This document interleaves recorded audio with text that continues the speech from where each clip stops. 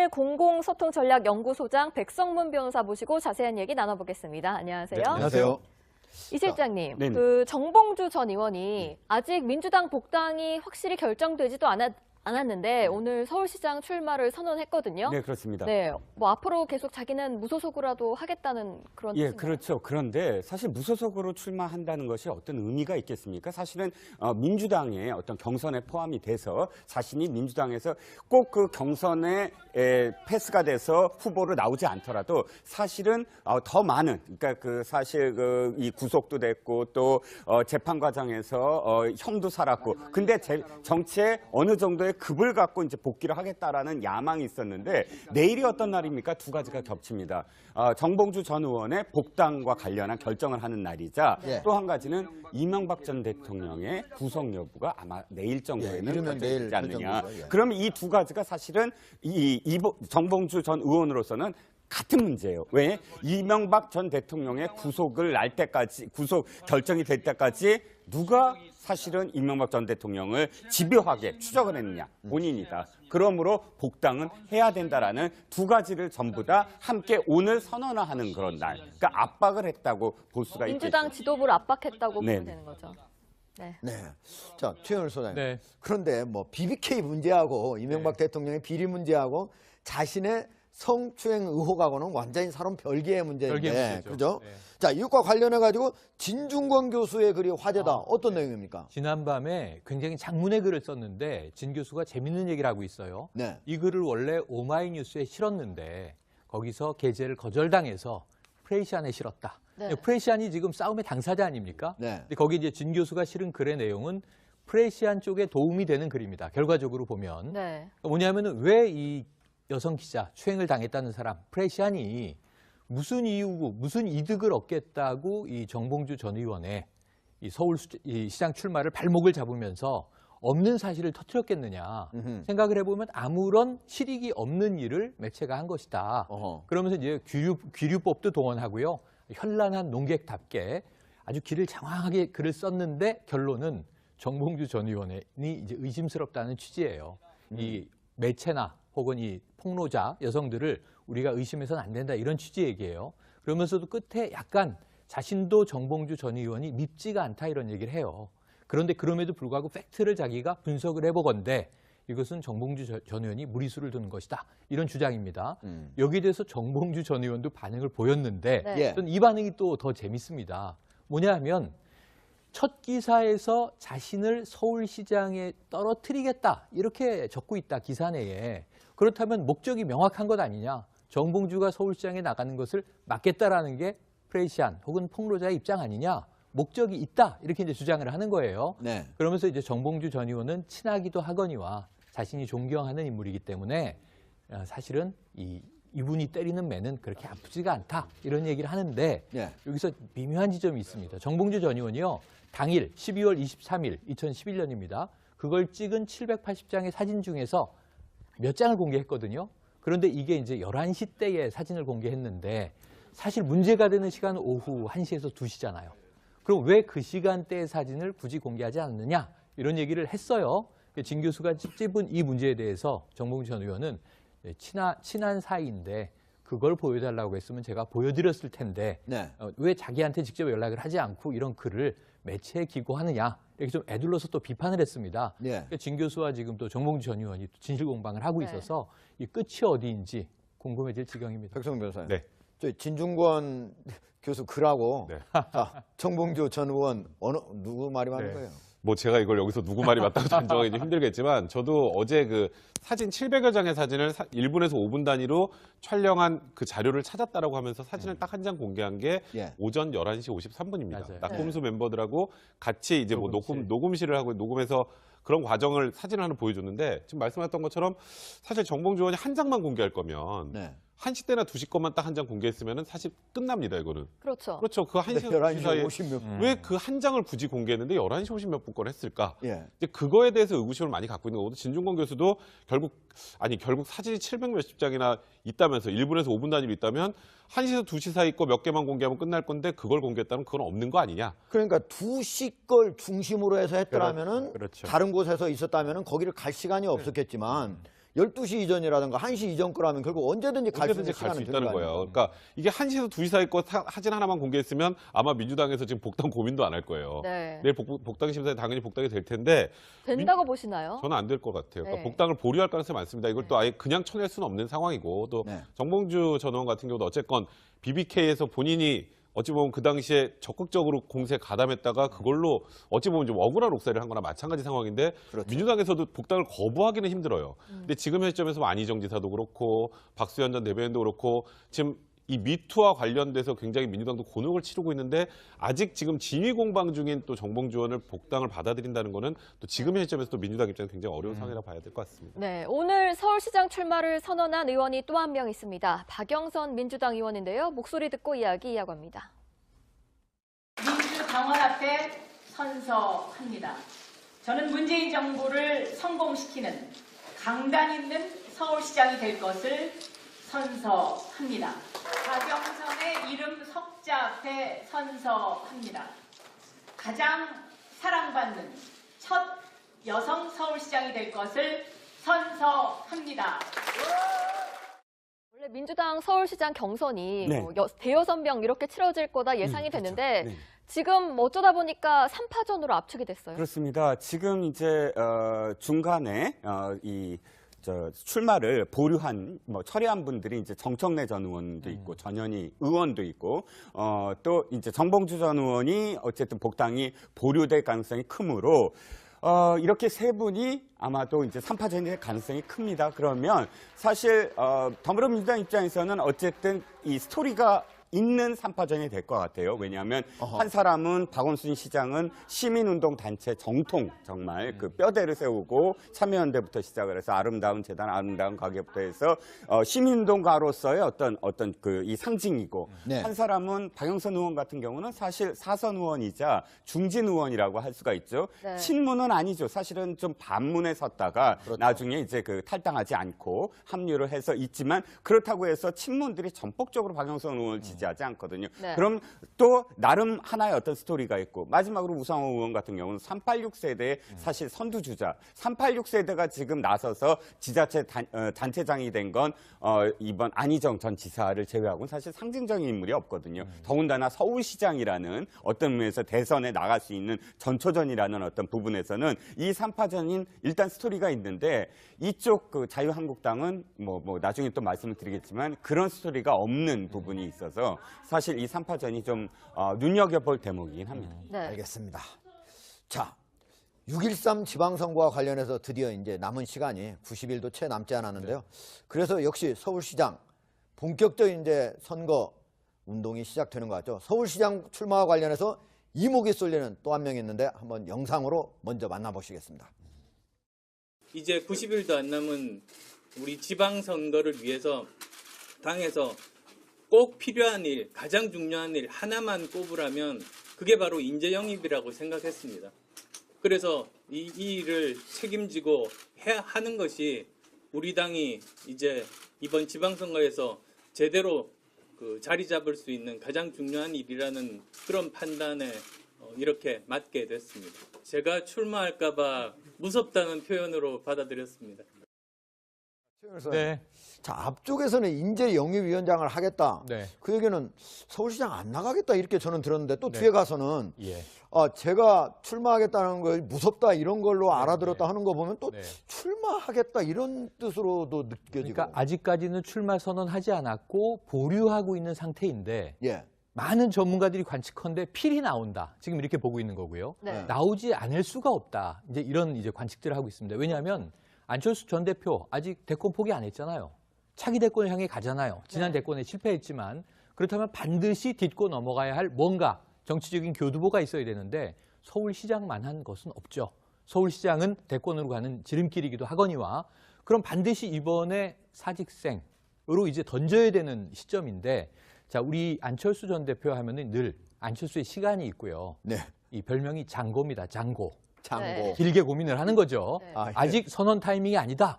하지만 저는 거의 90% 이상 내심 결정하고 있지 않은가. 그런데 문제는 안철수 혼자서는 어렵다는 거예요, 이번 판은. 네. 정치 세력이 필요한데 두 세력이 합쳤는데 그 시너지가 잘 안 보입니다. 강하지 않잖아요, 아직 바른미래당이. 그래서 당대표 내려놓고 백의종군 했다가 지난주에 당무 복귀했는데 그게 인재영입위원장입니다. 네. 그 인재영입위원장은 안철수 세력을 다시 규합해서 지방선거에서 혼자가 아니라 이게 어벤져스 같은 군단을 좀 보여줘야 되는데 네. 그 일을 먼저 꾸려놓고 투스텝으로 가겠다는 걸로 저는 읽습니다. 원스텝은 주변 세력을 좀 돈독하게 다져보겠다. 이 국민들이 좋아할 만한 인물들을 조금 모아보겠다. 그리고 나서 그 중심에 내가 서겠다. 혼자 나가면 또 광야잖아요. 네. 외롭잖아요. 그런데 이제 유승민 대표는 안철수 대표의 또 결단을 지금 서서히 압박하고 있잖아요. 결국은 본인도 이번에 서울시장 출마 안 하면 또다시 정치적으로 광야로 흘러나갈 것이라는 걸 알고 있는데 네. 이왕 선언할 거면 좀 임팩트 있게 멋있게 네. 선언하기 위한 사전 준비로 2단계 전략을 세우고 있다. 이렇게 관측을 해보고요. 예. 이번에 안철수의 시간은 이제 어느 시점이 될까인데 자, 4월 남북정상회담, 5월 북미정상회담, 6월 지방선거. 지금 오늘로 87일밖에 안 남았거든요. 시간이 그리 길지 않습니다. 빨리 해야 될 것으로 보여집니다. 그 추정 분석 맞는지 한번 보겠습니다. 예. 지금 안철수 전 대표가 만약에 서울시장에 출마할 경우에 자유한국당과 묵시적 연대를 할 수도 있다. 이런 말이 나오거든요. 특히 오늘 자유한국당 후보로 지금 논의가 됐었던 그 이석연 전 법제처장이 네네. 불출마를 선언을 또 했거든요. 네, 그렇습니다. 이석연 전 법제처장의 불출마가 사실 홍준표 대표한테는 조금 아플 거예요. 왜냐하면 두 번째거든요. 홍정욱 전 의원의 서울시장 영입설, 서울시장 후보 영입설도 사실 그 무산됐죠. 이번에 이석연 법제처장과 관련해서 홍 대표가 또 직접 언급을 했거든요. 네. 그런데 또 안 하겠다 이렇게 나서니까 사실상 지금 굉장히 홍준표 대표, 특히 자유한국당으로서는 며칠 안 남았어요. 90일 남았는데 아직도 서울시장 후보군은 깜깜이다. 그리고 또 나서겠다는 사람도 거의 안 보인다. 물론 나경원 의원이 좀 적극적으로 좀 나서고 있습니다만 그러나 이제 아까 더불어민주당처럼 스토리가 돼야 되거든요. 그렇기 때문에 자유한국당 지금 사실 굉장히 어두운 지금 상황에 놓이게 됐습니다. 알겠습니다. 최영일 소장님. 네, 자, 더불어민주당은 후보가 많아서 항상 고민이고. 그렇죠. 그런데 또 반대로 자유한국당은 모시려고 하는 분이 안 하겠다 이렇게 얘기를 하고 있어요. 인물난이죠. 인물난인데 지금 광역을 놓고 이제 승부를 펼치잖아요. 17개 광역 시장, 도지사 중에서 지금 사실은 9대6 정도는 만들어져 있었지 않습니까? 네. 그런데 보통은 야당이 플러스 알파를 얘기하는데 지금 야당인 제1야당인 자유한국당은 수성을 이야기해야 되는 상황이거든요. 어허. 있는 지역도 뺏길 것 같다. 특히 지금 수도권 비상, 거기다가 또 이제 PK 지역 비상, 지금 이런 얘기들이 나오고 있기 때문에 지금 그래서 애초에 이 홍준표 대표가 이 TK 지역 사수를 가장 이제 중요하게 선포를 했는데 사실 지금 여러 가지로 다 흔들흔들하는 상황인데 수도권에 지는 건 지더라도 그래도 한번 붙어볼 만한 빅매치의 인물이 없다. 그러다 보니까 우리가 지금 안철수 또 전 대표가 나와서 과연 여야 대결이 이루어질 것인가 이런 관측들을 하게 되는데 네. 여기서 이게 남의 집 구경을 하고 있는 지금 자유한국당 상황은 상당히 암울할 수밖에 없습니다. 네. 자, 그럼 백성문 변호사님. 그런데 지금 이석연 전 법제처장 같은 경우에는 자유한국당 후보로 서울 지역에서 나오라 했는데 안 나오겠다 하면서 한 얘기가 한참 사람들한테 생각하게 하는 건데 자, 난작 인간 식자인. 네. 이 도대체 어떤 얘기를 하고 싶어서 이렇게 지식인 노릇하기 참 어렵구나 이런 얘기를 했을까요? 그러니까 사실 이석연 전 법제처장 같은 경우 여러 가지를 고려할 수밖에 없었을 거예요. 그러니까 지금 어쨌건 그런 서울시장 출마에 대해서 일단 요청을 받고 얼마나 많은 고민을 하셨겠습니까? 근데 현 시점에서 이제 일단은 첫 번째로 지금 자유한국당의 지지도 자체가 완전히 정체돼서 지금 오르지 않고 있고요. 네. 그리고 현실적으로 지금 서울시장에 나와서 당선될 가능성이 지금 그리 높아 보이진 않은 상황입니다. 물론 선거가 아직 많이 남아있기 때문에 또 결과가 어떻게 될지 모르겠습니다만 그리고 또 이석연 법제처장 같은 경우에는 또 대중들로부터 그렇게 확실하게 뭐가 각인이 된 게 없는 분이기 때문에 또 아무래도 그 서울시장이라는 자리 자체가 좀 대중성을 많이 갖추고 있어야 되는 것 아니겠습니까? 네. 그런 부분들 때문에 고사하면서 여러 가지 고민을 하면서 그냥 애둘러서 지식인 노릇하기 참 힘들구나는 그냥 저 변호사 일 열심히 하겠습니다.로 들리는 것 같고요. 네. 그래서 지금 홍준표 대표가 진짜 머리 많이 아플 거예요. 지금 서울시장 지금 누가 나올지 아직까지도 자유한국당의 후보군조차 지금 나오지 않은 상황이라면 지금 홍준표 대표가 원래 얘기했던 저번에 수성 그 6자리는 꼭 지키겠다라는 게 현 시점에 봐서 너무 공허하게 들릴 수밖에 없는 그런 상황이라 참 고민이 많을 것 같네요. 최영일 소장님. 네. 이 순전히 추측인데 네. 혹시 자유한국당이 저 안철수 대표 쪽에 바른미래당을 좀 지지하기 위해서 네네. 일부러 좀 후보가 안 나오려고 하는 사람만 추천하는 거는 지금 말씀하신 그 추측을 정치평론가들이 많이 하고 있었죠. 연대설이죠. 연대설. 네. 이게 연대론 아닙니다. 설입니다. 가설입니다. 그런데 지금 사실은 홍준표 대표는 강하게 부인했어요. 연대 없다. 우리가 네. 제1야당인데 자력으로 하겠다 이런 얘기를 했었고 또 바른미래당과 뭐 사이가 좋습니까? 지금 정의당과 이제 민주평화당도 결이 굉장히 다르지만 원내교섭단체를 만들어서 국비 받겠다라는 입장인데 그런데 그럼에도 불구하고 문제는 인물이 없기 때문에 어쩔 수 없이 연대해야 되는 진실이다. 상황으로 흘러가는 것 아니냐. 그래서 선연대 이후 지금 이제 실행을 하는 게 아니라 사실은 안 하고 싶은데 어쩔 수 없이 연대처럼 보이는 그림이 짜여져 들어가는 것 아닌가. 이건 어디까지나 이제 환경에 의해서 흘러가는 길이긴 합니다만 연대설이 연대론이 될 가능성도 저는 한 30%는 있다. 이렇게 관측이 되네요. 알겠습니다. 경기 지역도 여권 후보 기세가 아주 무서운데 네. 그중에서도 유력 후보죠. 이재명 전 성남시장을 향해서 네. 민주당내에서 뭐 미투 검증을 하자 이런 얘기가 나왔어요. 양기대 광명시장, 그러니까 전 광명시장이죠. 양기대 광명시장이 먼저 이야기를 꺼냈습니다.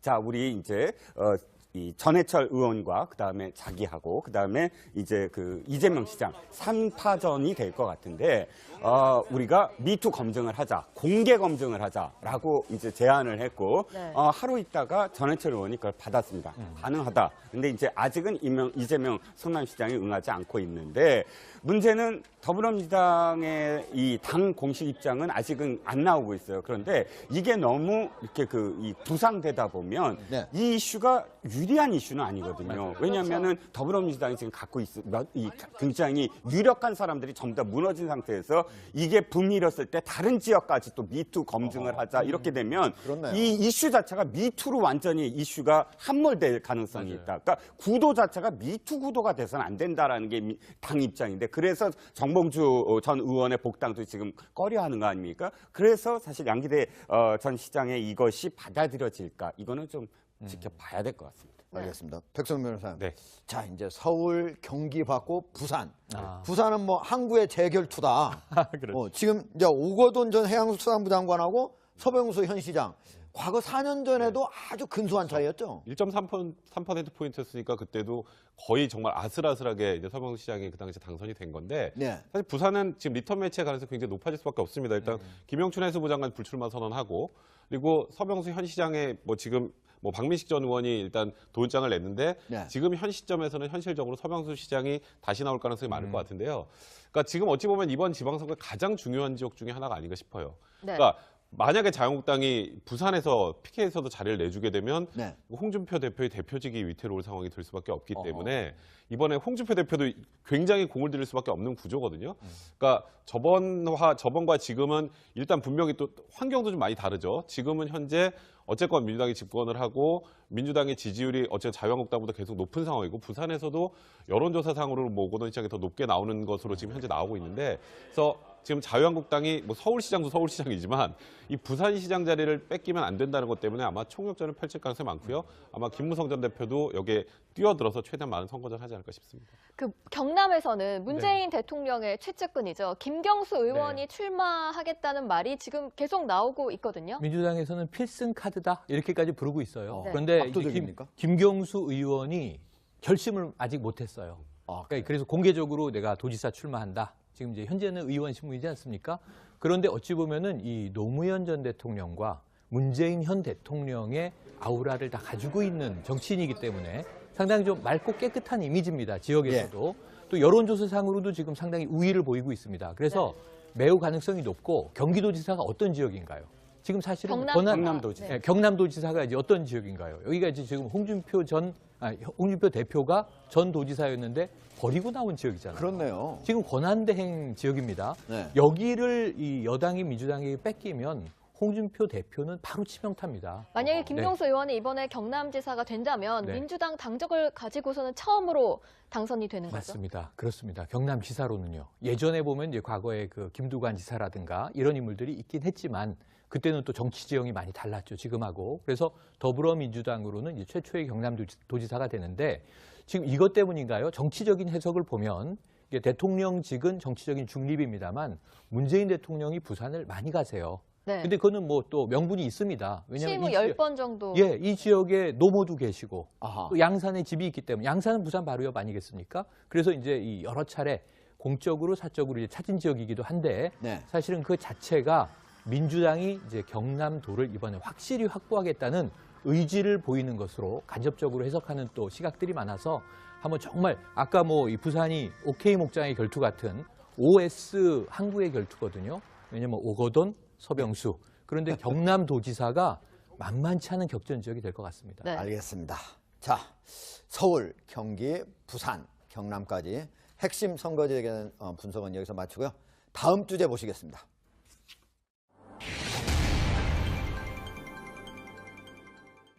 이 정권라면 결국 언제든지 갈 수 있는 언제든지 갈 수 시간은 있다는 되는 거 거예요. 아닙니까? 그러니까 이게 1시에서 2시 사이 거 사진 하나만 공개했으면 아마 민주당에서 지금 복당 고민도 안 할 거예요. 네. 내일 복당 심사에 당연히 복당이 될 텐데 된다고 보시나요? 저는 안 될 것 같아요. 그러니까 네. 복당을 보류할 가능성이 많습니다. 이걸 또 아예 그냥 쳐낼 수는 없는 상황이고 또 네. 정봉주 전 의원 같은 경우도 어쨌건 BBK에서 본인이 어찌 보면 그 당시에 적극적으로 공세에 가담했다가 그걸로 어찌 보면 좀 억울한 옥살이를 한 거나 마찬가지 상황인데 그렇죠. 민주당에서도 복당을 거부하기는 힘들어요. 근데 지금 현 시점에서 안희정 지사도 그렇고 박수현 전 대변인도 그렇고 지금 이 미투와 관련돼서 굉장히 민주당도 곤혹을 치르고 있는데 아직 지금 진위 공방 중인 또 정봉주 의원을 복당을 받아들인다는 거는 또 지금 현 시점에서 또 민주당 입장에서 굉장히 어려운 상황이라고 봐야 될 것 같습니다. 네, 오늘 서울시장 출마를 선언한 의원이 또 한 명 있습니다. 박영선 민주당 의원인데요. 목소리 듣고 이야기 이어갑니다. 민주당원 앞에 선서합니다. 저는 문재인 정부를 성공시키는 강단 있는 서울시장이 될 것을 선서합니다. 박영선의 이름 석자 앞에 선서합니다. 가장 사랑받는 첫 여성 서울시장이 될 것을 선서합니다. 원래 민주당 서울시장 경선이 네. 뭐 대여섯 명 이렇게 치러질 거다 예상이 됐는데 네. 지금 어쩌다 보니까 3파전으로 압축이 됐어요. 그렇습니다. 지금 이제 중간에 출마를 보류한 철회한 분들이 이제 정청래 전 의원도 있고 전현희 의원도 있고 또 이제 정봉주 전 의원이 어쨌든 복당이 보류될 가능성이 크므로 그다음에 굉장히 장문의 글을 썼는데 진 교수가 재밌는 얘기를 하고 있어요. 네. 이 글을 원래 오마이뉴스에 실었는데 거기서 게재를 거절당해서 프레시안에 실었다. 네. 프레시안이 지금 싸움의 당사자 아닙니까? 네. 근데 거기 이제 진 교수가 실은 글의 내용은 프레시안 쪽에 도움이 되는 글입니다. 결과적으로 보면. 네. 뭐냐면은 왜 이 여성 기자 추행을 당했다는 사람 프레시안이 무슨 이유고 무슨 이득을 얻겠다고 이 정봉주 전 의원의 이 서울 이 시장 출마를 발목을 잡으면서 없는 사실을 터뜨렸겠느냐 생각을 해보면 아무런 실익이 없는 일을 매체가 한 것이다. 어허. 그러면서 이제 귀류법도 동원하고요. 현란한 농객답게 아주 길을 장황하게 글을 썼는데 결론은 정봉주 전 의원이 이제 의심스럽다는 취지예요. 이 매체나 혹은 이 폭로자 여성들을 우리가 의심해서는 안 된다 이런 취지 얘기예요. 그러면서도 끝에 약간 자신도 정봉주 전 의원이 밉지가 않다 이런 얘기를 해요. 그런데 그럼에도 불구하고 팩트를 자기가 분석을 해보건대 이것은 정봉주 전 의원이 무리수를 두는 것이다. 이런 주장입니다. 여기에 대해서 정봉주 전 의원도 반응을 보였는데 네. 예. 저는 이 반응이 또 더 재밌습니다. 뭐냐 하면 첫 기사에서 자신을 서울시장에 떨어뜨리겠다 이렇게 적고 있다 기사 내에. 그렇다면 목적이 명확한 것 아니냐. 정봉주가 서울시장에 나가는 것을 막겠다라는 게 프레시안 혹은 폭로자의 입장 아니냐. 목적이 있다 이렇게 이제 주장을 하는 거예요. 네. 그러면서 이제 정봉주 전 의원은 친하기도 하거니와 자신이 존경하는 인물이기 때문에 사실은 이분이 때리는 매는 그렇게 아프지가 않다 이런 얘기를 하는데 이렇게 세 분이 아마도 이제 3파전이 될 가능성이 큽니다. 그러면 사실 더불어민주당 입장에서는 어쨌든 이 스토리가 있는 3파전이 될 것 같아요. 왜냐하면 한 사람은 박원순 시장은 시민운동 단체 정통 정말 그 뼈대를 세우고 참여연대부터 시작을 해서 아름다운 재단, 아름다운 가게부터 해서 시민운동가로서의 어떤 그 이 상징이고 네. 한 사람은 박영선 의원 같은 경우는 사실 사선 의원이자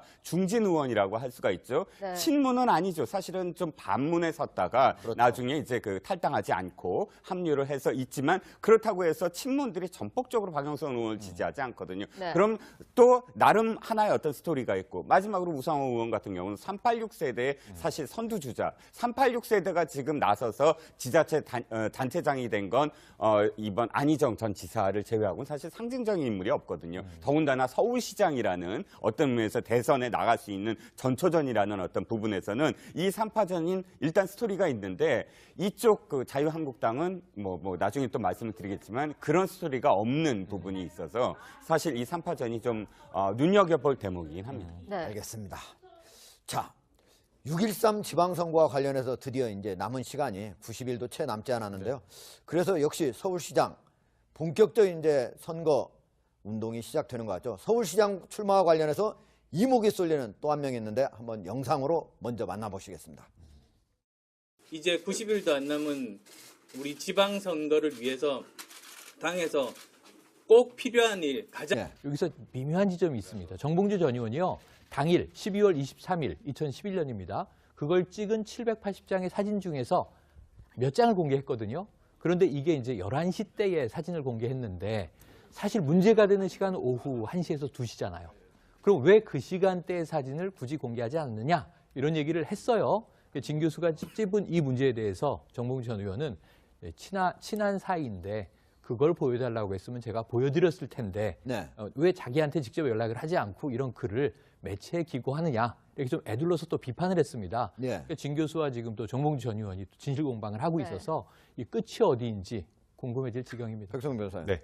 저 진중권 교수 글하고 네. 자, 정봉주 전 의원 누구 말이 맞는 네. 거예요? 뭐 제가 이걸 여기서 누구 말이 맞다고 단정하기 힘들겠지만 저도 어제 그 사진 700여 장의 사진을 1분에서 5분 단위로 촬영한 그 자료를 찾았다라고 하면서 사진을 딱 한 장 공개한 게 예. 오전 11시 53분입니다. 맞아요. 낙검수 멤버들하고 같이 이제 뭐 녹음실. 녹음실을 하고 녹음해서 그런 과정을 사진을 하나 보여줬는데 지금 말씀하셨던 것처럼 사실 정봉주 의원이 한 장만 공개할 거면 네. 1시 때나 2시 것만 딱 한 장 공개했으면 사실 끝납니다, 이거는. 그렇죠. 그렇죠. 그 1시, 11시 2시 사이에 50몇 왜 그 한 장을 굳이 공개했는데 11시 50몇 분 걸 했을까? 예. 이제 그거에 대해서 의구심을 많이 갖고 있는 거거든요. 진중권 교수도 결국 사진이 700 몇십 장이나 있다면서 1분에서 5분 단위로 있다면 1시에서 2시 사이 거 몇 개만 공개하면 끝날 건데 그걸 공개했다면 그건 없는 거 아니냐? 그러니까 2시 걸 중심으로 해서 했더라면은 그렇죠. 다른 곳에서 있었다면은 거기를 갈 시간이 없었겠지만 12시 이전이라든가 해영일 공공소통전략연구소장 백성문 변호사 모시고 자세한 얘기 나눠보겠습니다. 안녕하세요. 네, 안녕하세요.